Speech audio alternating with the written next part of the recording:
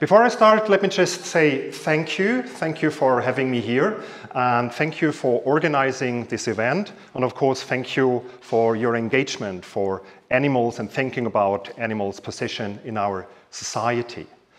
What I'm going to do today is I want to talk about the concept of speciesism. So I changed a little bit my mind about my talk. I'm not going to say things about the relation between humans, chimps, crows, dogs, and pigs. That's what I wanted to do first. But I'm now going to talk about the concept of speciesism. And before I do that, please let me explain why I think it is important to think about this concept, or concept anyway. So why thinking about the concept of speciesism and not the thing itself? You could say, oh, that's a typical philosopher's move, talking about concepts but not about the real thing. So let me explain why I think that's important. So one task of philosophy is thinking in a systematic way about concepts. It's not the only task, but it's an important task. And we have a lot of old concepts like human nature or virtue. They come from Greek philosophy, but we have new important concepts like gender or specism, which are not as ancient as, let's say, human nature or the virtues. So why does it help to think about concepts? Why is this important? I think it's important for three reasons. First, concepts are like lenses, okay? They help focusing reality.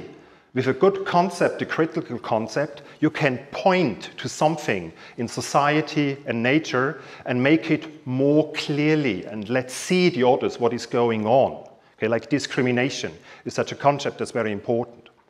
A second reason is that concepts are guidelines. Okay, concepts should help to structure our discussions.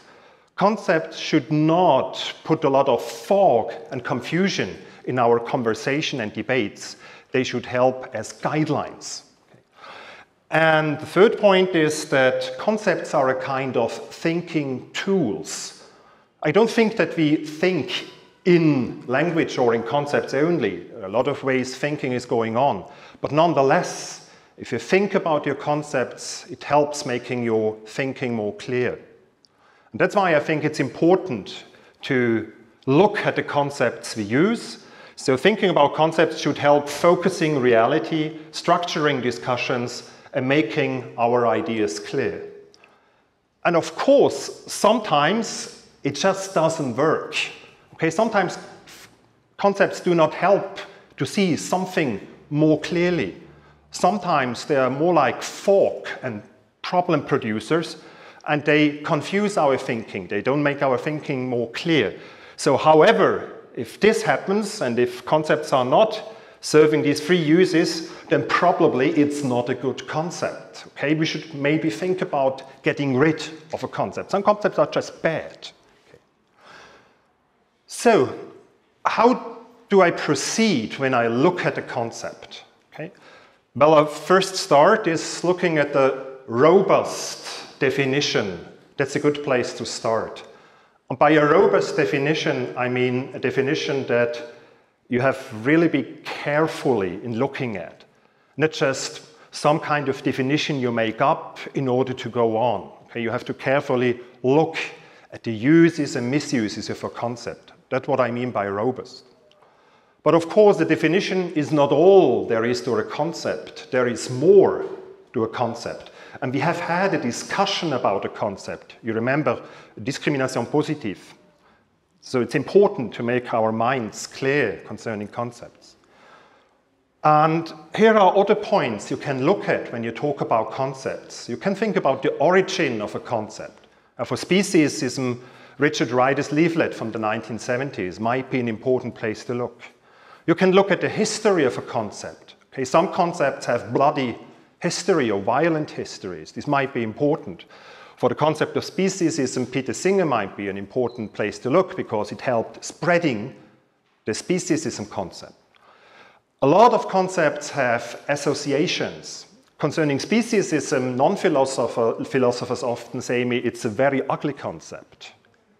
Not its content, but just its sound. It's a very ugly concept. We're going to talk about this a little bit later. Concepts have implications. Okay? If you say that somebody is such and such, if you use a concept, this has consequences, this has implications. And finally, a lot of concepts have parallel concepts. So speciesism, of course, has been made up in order to produce a parallel to sexism or racism. So what I'm going to do is really talking about the definition of speciesism. I will say something about the implications. Namely, one important thing is that speciesism should a term one should not accept. So if you say to somebody, oh, you're a speciesist, the other is not supposed to say, oh yes, of course. It should be something bad. But you will see some of the definitions are too neutral in order to make it a robust concept. And then I will briefly have something, not much to say about the parallel to racism. Okay, so why do I want to talk about the concept of speciesism? Most of the time I give talks about animal ethics, not to people who are for animal rights. Mostly I talk to hunters and biologists and fishermen and farmers. So that's the usual audience I talk to. Okay. So when I give these talks, I realized that there are three reactions to the concept of speciesism that I find a little bit troubling. And I find these reactions sometimes in the friends of animal rights and animal welfare too. So first, people here talk about speciesism and then sometimes they say, okay, so I'm a speciesist. Okay, nice description, I accept this. I think this shouldn't happen. If you tell somebody you're a racist and he says, yes, of course, then something is wrong with the concept. It should be a reproach. It's not just a description of some ordinary thing going on. Defenders of animal experimentation sometimes say in print or in public or in private, it's a moral duty to be a speciesist. Okay, we have to be speciesist against other species for moral reasons, because it's our duty to find cures for human illness, and humans are more important beings than mice and rats and monkeys. Okay. I think that's problematic as well if the concept of speciesism is used in that sense. Something has gone wrong. Okay. There should be a justification, not just the application of the concept. And finally, I sometimes talk to politicians, local and national politicians. They say, well, yes, speciesism, nice concept, but it sounds very artificial and like a very academic word, and it will not help the cause. In German, it's even more artificial because species is not an existing concept in German. It's art. Okay, if you say speciesism, you first have to explain that a species is an art. Oh, okay, so it's Latin for our German word, and speciesism is even something that's more fancy. Okay, it looks like a very elite concept to a lot of ordinary people I'm talking to. Okay, so I will not be concerned about this pragmatic worry. I will be concerned about the other worries, the descriptive views, and the strong implications. So let's just ask, what kind of concept is speciesism? Okay? And I start with a first definition. Here is a first definition of speciesism. It says, speciesism is the distinction between living things in our thinking and doing because of their species membership. Okay, we make a distinction between cows, bats, dolphins, humans, and so on. But of course, this is just a description. That's something we do. There's nothing bad about doing this kind of distinction between species. It might be a useful way of classification, yet we want the concept to be a criticism, or in other terms, speciesism should be an evaluative concept and not just a descriptive content. Okay, it should not say, oh, there is a distinction there. It should say, look, we are drawing a distinction for no good reason. Okay, and the no good reason part is very important. Just drawing the distinction here is in itself not a bad thing. Here is another definition of speciesism from Paul Waldau's book, The Spectre of Speciesism. And WoDES' definition is the following. Speciesism is the inclusion of all human animals within and the exclusion of all other animals from the moral circle. I don't think that's a good definition because this more or less defines anthropocentrism. And here a confusion is going on. So is anthropocentrism the same as speciesism? If I accept this definition, yes it is. But there are two different concepts here in play. So we should not mix up speciesism and anthropocentrism. And the second point is just the same as in the first part. It's not really a bad thing if it is justified. So the not being justified part, being a speciesist for no good reason, somehow is missing here. Here is a third definition. And I think Angela Martin has used this definition in her abstract as well and in her talk. Okay? Speciesism is the discrimination against living beings on the basis of species membership alone. I think that's something you hear very often. In Angela's word, la discrimination injustifiée basée sur l'appartenance d'espèces. Okay? So here is the discrimination is part of it. It's unjustified discrimination, and it's because, or only because, you're part of a certain species. I think this is doing better. So there's an evaluative part in it. You say it's unjustified discrimination, and you don't mix it up with anthropocentrism because it's about species membership and not only membership in the human species. But still, I think, and that's a rather minor point, I think this definition excludes too much. So think about somebody who is really super Catholic and he has no idea about species membership and stuff like that. He just thinks in the order of God's creation, human beings are first. I don't care about species membership of pigs, cows, dolphins, and snails. It's just in the order of creation, human beings are first. But from this point of view, being in the order of creation is not a feature that makes up species membership. Or you could say, oh look, I just don't like these kinds of animal and these kinds of animal. Okay. So let's say I don't like spiders and horses. Okay. They look ugly, they have a big head. But not being liked by Markus is not part of their species membership. Okay? I just don't like them. But still, I could be super speciesist. So I think this definition excludes the point that I could be mean against other animals or about any other human beings without thinking it's because they are part of a species or part of a certain group. So, for these reasons, here is the definition I prefer. It's not my definition. It's not my definition, but the definition I prefer. It's from Oscar Orta. And the definition is, look, speciesism is discrimination against those living beings who are not classified as belonging to one or more particular species. Okay, it's not species membership that's important. It's species non-membership. That's the important part here. So let me explain a little bit why I think this notion of speciesism is a useful one or the right one or an important one. And I will comment on these four concepts here underlined. So discrimination, we have been talking about discrimination.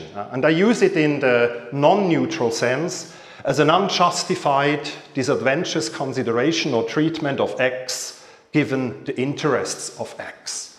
So if a pig wants to live and I say, well, you're not a human being, I slaughter you and I eat you and so on, then this might be an unjustified, disadvantageous consideration or treatment of the pig given the interests of the pig. The pig wants to live or wants to lead a happy life. Okay. And you see, as I use discrimination, I use it in the strong evaluative sense. So in my use, unjustified discrimination, it's like one word too much. Discrimination is unjustified. I don't think that discrimination as a neutral nomer is a useful thing to have, but that's not an interesting point for my talk here. Okay. So, the not, okay, I said it's not about species membership, it's about not being part of an interesting species. So what this catches the aspect of exclusion, okay? The important thing is not that a pig is a membership of pigs. The important part that a pig is not a member of another species. That's the important part. And this exclusion part is important for all kinds of species. Okay? So mostly because X is not human, that's the important thing. Not in itself because X is a chicken. Okay? That's not foremost the important thing about speciesism. It's the chickens not being a human being or a human child or a human baby. What about species? So do we mean humans only? Yeah, usually the problem is it's exclusion from our species, the human species. That's the usual case, but this ain't necessarily so. Okay, we could be speciesists about horses. Okay, imagine me, I'm a super horse fan, and I think human race is bad for horses, so human race just should go the way of dead things so that horses can prosper. So then I'm a speciesist about horses. And of course about me, but I'm for my own, I'm not a species. And there is another thing, sometimes people say, well, the whole concept of species is nonsense anyway, because modern evolutionary biology has told us that there are no species, okay, because there is evolution and constant change. And here is a quote from biologist and philosopher Michael Gislin. He says, "What does evolution teach us about human nature? It tells us that human nature is a superstition." Okay, I think Gislin is right. But the important thing here, Gislin says, well, species, of course, that's an important concept. But the idea that the species has an inner nature, an essence, that's the bad idea. So that is being repelled by evolutionary biology, the idea of an inner nature, a human nature, a dog nature, a wolf nature, and the dog and the wolf nature are the same. That's the bad idea. The important part is species. You can go on with the idea of a species. Okay, what about living beings? Okay, against those living beings who are not classified as belonging to one or more particular species. Well, this is an enormously broad category, of course, as you all know. So there's bacteria, plants, mushrooms, animals. They all count among living beings. And I think the important notion is here the notion of interest. So we are interested in speciesism as a kind of discrimination. Okay?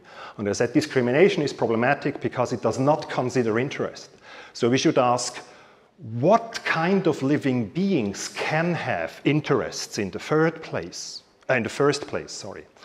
And it might be important to distinguish between two kinds of interest.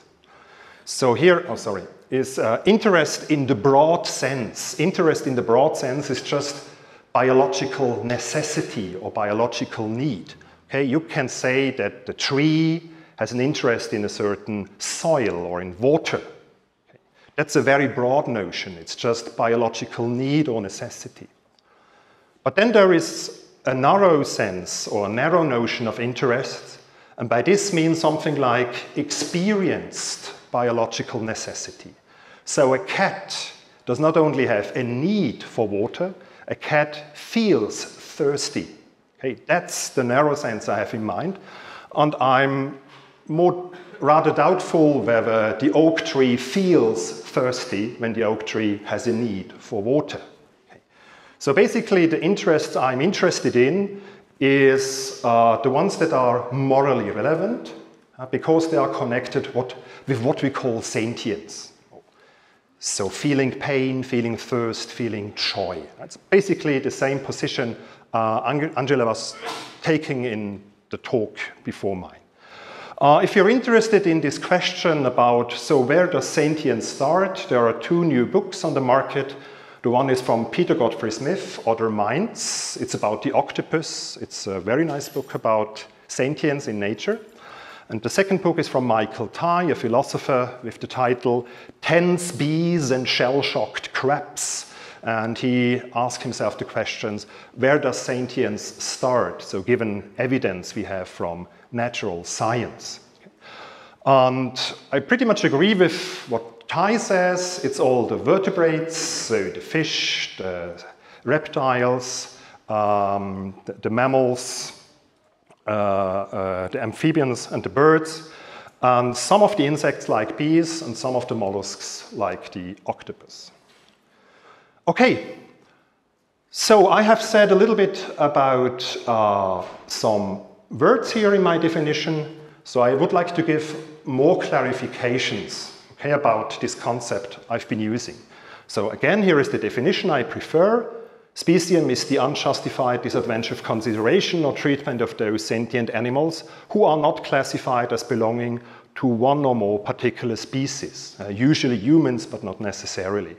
And here I have entered sentient, so this narrows the limit, and it's about an unjustified disadvantageous consideration. So I will now offer 4 more clarifications here. First, why talk about consideration and treatment?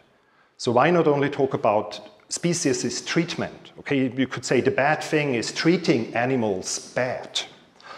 But the consideration of animals that is disadvantageous is hurtful as well. So let me give you an example from Swiss law. If an animal cruelty case is in a Swiss court, then usually the judge is enormously mild towards animal cruelty cases. And the problem is here that the judge has disadvantageous consideration of the animals. Okay, it's not because he treats animals in a bad way. As a judge, he thinks, well, they are not so important. So the disadvantageous consideration or the bad, simple picture we have of animals is hurtful as well. That's why both are important. Another thing, it's very important to distinguish between animal species. So speciesism presupposes that we can meaningfully distinguish between different species. Yeah, we should not give up this distinction here. And that's important because different animal species have different interests. Okay, that's basically a very trivial point, but I'm making this point in order to show you that this trivial point sometimes leads to confusions. And of course, if different animals have different interests, considering them equal implies treating each one of them in accordance to the interests they have. Okay, having different interests does not mean that we should treat them equal in the sense of giving them the same thing, but we should take the different interests as being equally important. I'm going to explain a little bit why this is important in a minute. So keep these 2 points in mind. Okay? Animals have different interests, and different animals have different interests, and considering them as equal implies treating each one of them in accordance to the interest. So now I want to show you a quote from a philosopher, Mary Midgley, but the thought you find in that quote is a thought you find very often. And it's basically about the parallel between speciesism and racism. Okay. So Midgley writes the following. Race in humans is not a significant grouping at all, but species in animals certainly is. It is never true that in order to know how to treat a human being, you must find out what race he belongs to. But with an animal, to know the species is absolutely essential. Even members of quite similar and closely related species, like dogs and wolves, can have entirely different needs about temperature and water supply, bedding, exercise space, solitude, company, and many other things. Their vision and experience of the world must therefore be profoundly different. The argument here is, look, race is never important. The difference between species is important, and that's why the analogy between racism and speciesism is completely misguided. Okay, that's something you find very often as an argument in very, very different contexts. So what's wrong about this argument here? I think, yes, animal interests can be profoundly different from human interests. Okay? Some of these interests are comparable, but others are profoundly different. The sniffling interests of my dog are completely different from my sniffling interests. But here is the problem. However, the problem isn't the content of the interests, but the significance of the interest. Okay, what my dog is interested in might be completely different. It's a different content. He has different objects he's interested in, different ways of being interested. But the point is, if my dog has interests or if a pig has interests, are they significant interests? Are they fundamental interests? And that's the thing we want to compare here. So I think if you keep this point in mind, the parallel between racism as an exclusive strategy and a discriminatory and violent strategy and speciesism is still in place. So take speciesism, if you hold without good reason or unjustified, the distinct animal interests are not significant compared to distinct human interests, well, then that's speciesism, if it is fundamental or basic interest. Okay? If you hold without good reason that the same human interests in other groups or in other race are not significant compared to the same interests in your or of your group, that's racism. So the structure is the same. Okay? The conceptual parallel holds, and that animals have different interests than we have, and human groups might have the same interests, whether true or not, is irrelevant for the parallel.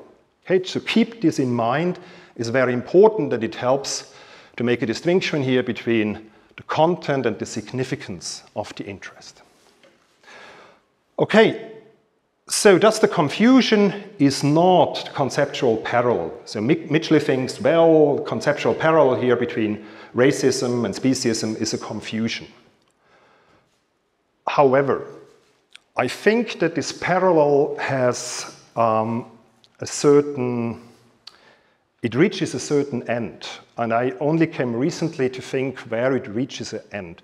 This parallel between speciesism and racism, or speciesism and kinds of Holocaust, they are deemed very problematic by many people.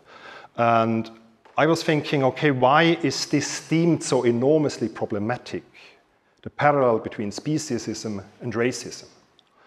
So let me give you an example, a side thought, what I come up with, why it is problematic.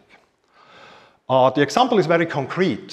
It's the initiative Fundamental Rights for Primates. As you may or may not know, in my hometown in Basel, there is a political initiative, Fundamental Rights for Primates, not only for chimps, gorillas, but for all primates, or for all monkeys and apes. And it will be handed in 2 weeks. And then there will be a popular vote about fundamental rights for primates in the city of Basel, which will make an impact on university and pharmaceutical industry. So, we had a press conference in last June 2016, and we were explaining this initiative or bill for fundamental rights. One local newspaper, the Tageswoche, online, the same day reported about the press conference. And this newspaper, the Tageswoche, is, how shall I say, they have sympathies with what is going on there. Okay, it's not that they think, whoa, that's a bad idea and it will destroy research and industry in Basel. And they wrote the following thing. Illustriert wird die Forderung mit einem Bild, das einen schwarzen Menschen in Ketten zeigt. Die Botschaft, das haben wir ja auch geändert, eine irritierende Analogie. Or in some kind of translation, the initiative is illustrated by a picture representing a black person in chains. The message, we have changed this. It's a vexing or irritating or hurtful analogy. So the parallel I just said is, to my mind, a sound parallel is deemed very vexing and problematic here. So what's the issue? And here is my suggestion. I think the problem is Bild, is the picture. Okay. There's recently been an article by Ashita Nagesh in The Independent. The article had the title, Vegans Need to Stop Comparing the Treatment of Animals to Slavery. She's taking a stance here. And she writes in this article, no matter how strongly you feel about the rights of animals, it's still so wrong to use images of other people's slavery to make your point. This isn't because it's offensive to compare a human to a cow. The whole point of veganism is that animals are equal to humans, after all. But it's hugely offensive and insensitive to co-opt another group's history of brutal oppression. So, I'm not sure about the co-opt part. This can be problematic. This is problematic for the animal case as well, if you think about right-wing parties in Europe. But again here, the use of images pops up as being problematic. It's the same as here. And now it's more or less the only image I will use in this talk. This image has produced a lot of controversy and spite and hatred. Okay? And I think it's not neutral whether you draw the parallel between racism and speciesism in an argument or in a picture. It's not the same medium. Okay? Because the picture allows for many directions of association and thinking and cross-comparison. So the picture is very open to a lot of projections or a lot of interpretations, and this creates a host of misunderstanding. But on the other side, the conceptual point, look, it's parallel in the sense I just explained, is never producing the same amount of irritation and vexation. So that's just a suggestion that I think presenting the argument in a pictorial format might be problematic for focused, guided, and clear discussion. It's not helping. Sometimes it's helping, but it's not always helping. Okay, so that was just a little aside thought about this parallel. Okay, now I'm going back to the definition. Okay, I'm still talking about the definition. Again, speciesism is the unjustified, disadvantaged consideration or treatment of those sentient animals who are not classified as belonging to one or more particular species. So I was talking about why consideration and treatment is important. I was talking about different interest and consideration and significance. So what's about the unjustified part? One could think maybe there are two kinds of speciesism, justified and unjustified. Okay? And sometimes people talk like this. If you remember, I just quoted somebody doing animal research saying, look, I'm a speciesist, and that's a good thing too, because we have to find cure for illness, and it's a moral duty to be a speciesist. So he thinks there can be a form of justified speciesism. Okay?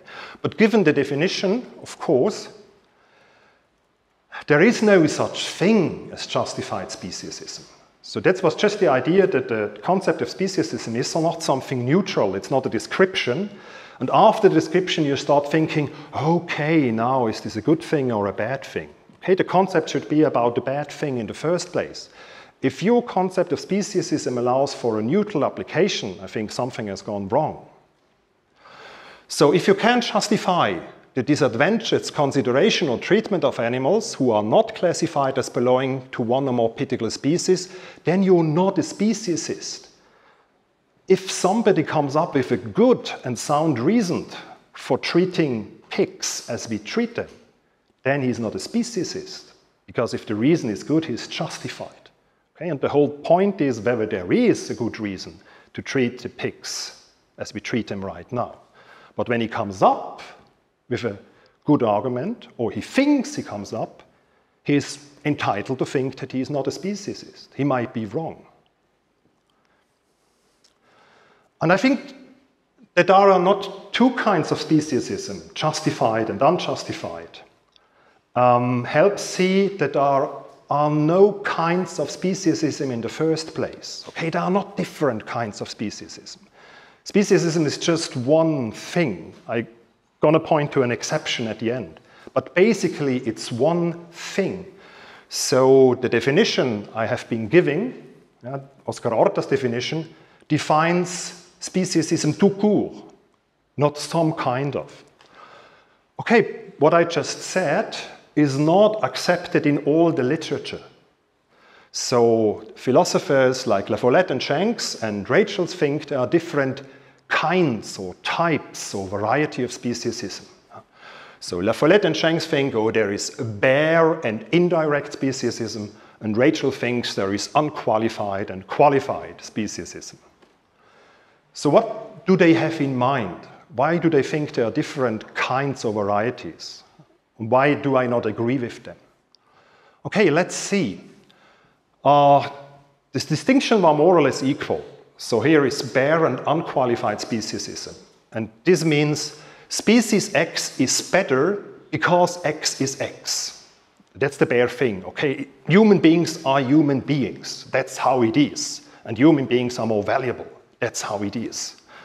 So the biology or nature of a species is important. And that's what I understand by bare or unqualified speciesism. Indirect or qualified speciesism is a little bit more complicated. They say, look, species X is better because X possesses some special feature or ingredient. So, for example, humans possess reason, and reason is super important. That's why human beings are the better species than pigs and bats and snakes. So here is not the species that is important, it's some kind of trait you can have being a member of a species. However, these are obviously not varieties of speciesism. They are different kinds of defenses. Okay?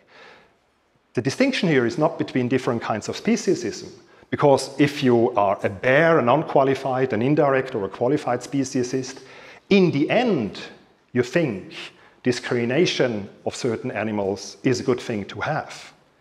So it's the same thing. But these are different kinds of defenses of the same thing, okay? Different kind of strategies to say why speciesism is a good thing, or to be more precise, is defenses against the charge of speciesism. Okay? So let's take a short look at these defenses. There are different defenses against the charge of speciesism, but not different kinds of. Okay? And of course, there are not different defenses of speciesism, because if you can defend speciesism, it's not speciesism any longer. Because defended speciesism is speciesism for a good reason, and then it's not unjustified. The first is by appeal to the species per se. You say, why it's the biological species or some kind of hidden nature. That's usually a defense you find in common people. Okay? Common people often react with this kind of defense, but it's a human being. It's not a pig. It's just a pig. It's not a human being. Okay? And then they stop. So they think being a human being is something that's directly relevant, but then somehow they stop with further argumentation. Okay. Indirect defenses, well, they can use open or hidden features. Okay. Sometimes you point to very obvious or detectable features. Sometimes you point to very hidden or super metaphysical features that are important. So you can point to open individual traits. You say, look, it's reason, it's language, it's morality, that's the important thing. Or you can point to some kind of obvious or open relation. There are emotional bonds or solidarity with certain animals and value. And of course, the emotional bonds with humans, the solidarity and valuing of humans is much bigger than with all other animals. That's why we should prefer human beings all the time. Okay, and there are hidden individual traits. These are more philosophical doctrines. Maybe the most famous is the appeal to a hidden relations. Because we are created in God's image, we are superior to all other animals. But that's a very special relations you point at. So now I'm not sure. I'm taking another definition from the abstract, and it's the abstract by David Olivier. Maybe I'm wrong about David Olivier's intention, but I think his definition of speciesism is not a definition of speciesism, but a defense. Okay? Maybe I'm wrong. So what is he saying? Le spécisme est l'idée selon laquelle l'espèce d'un être constitue en soi un critère éthique valable. Okay? So I don't think that this is a definition, because the discriminatory part is missing, the treatment, and so on. But of course, this definition is pointing to a direct defense by appeal to the species criteria.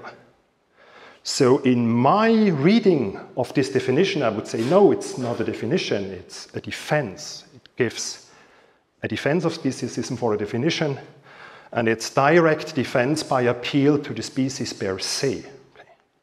So I think it's important to keep definition and defenses apart, that we don't mix them up. If we don't keep them apart, the concept will not help us to focus, to guideline, and to make our ideas clear. Okay, so last point. Here is again the definition. Speciesism is the unjustified discrimination against those who are not classified as belonging to one or more particular species, usually human beings. But there are varieties of speciesism depending on what are the species to which someone must belong in order to be favored or discriminated against for no good reason. Okay. So you could, here in the part one or more particular species, usually there is speciesism where human beings is the relevant species, but you could be a speciesist about horses as well. I'm going to explain this might be important.